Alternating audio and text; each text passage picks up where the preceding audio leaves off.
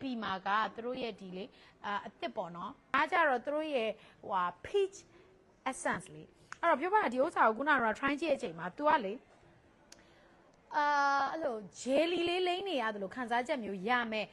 facial essence ဖြစ်ပါတယ်လူတော်တော်များများသိကြတာအရင်တော့ဆို essence ဆိုရင်အရေးကျဲ serum ထက်တောင်အရေးကျဲတဲ့ product ဖြစ်တယ်သူကအသားရဲ့အတွင်းထဲကိုအဆိုဖြစ်ပြရဲဆိုပေမဲ့လိမ့်ရတဲ့ခါမှာတုံနာလိုပဲဖြစ်သွားတော့ဝင်သွားလားမဝင်သွားလားဘယ်လိုခေါ်လဲအဲ့ဒါဘယ်လိုခေါ်လဲအော်အငွေ့ပဲပြန်သွားလားလူတွေကဝေခွဲမရတယ်ဖြစ်နေကြတာပေါ့နော်အဲ့တော့ဒီသူတို့ရဲ့ edit B ရဲ့လူဒီပြောပါတော့ niacinamide နဲ့ niacin ဟို glutathione ပါတဲ့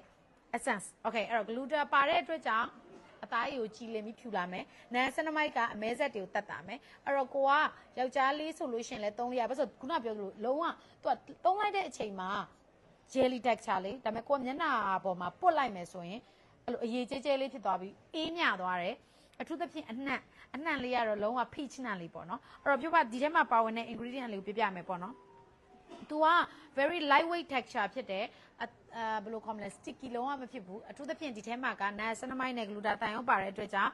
niacinamide ကတော့အစီပြန်တာကိုထိန်းပေးမယ်အသားရည်အရေးချောင်းနဲ့အမာရွတ်တွေကိုတက်တာစေမယ်ချွေးပေါက်ကျယ်တွေကိုကျင်းစေမယ် collagen အသစ်ဖြစ်စေမယ်ရေရှည်ဆွဲသုံးရင်နောက်တစ်ခုက gluta လည်းအဲ့လိုပဲအသားရည် skin tone ကိုပြန်ပြီးတော့တက်စေမယ်အမဲဆက်တွေကိုတက်တာစေမယ်အဲ့တော့တကယ်ပါမျက်နှာပေါ်မှာကိုကအမာရွတ်လေးတွေရှိတယ်အရင်ကနေလောင်ထားလို့အသားရည်ကို brightening ပြန်ပြီးတော့လှုပ်ချင်တယ်ဆိုတဲ့သူတွေအတွက်ဖြိုးပါကဒီ edit B ရဲ့ peach essence လေးကို try ကြည့်စေချင်ပါတယ်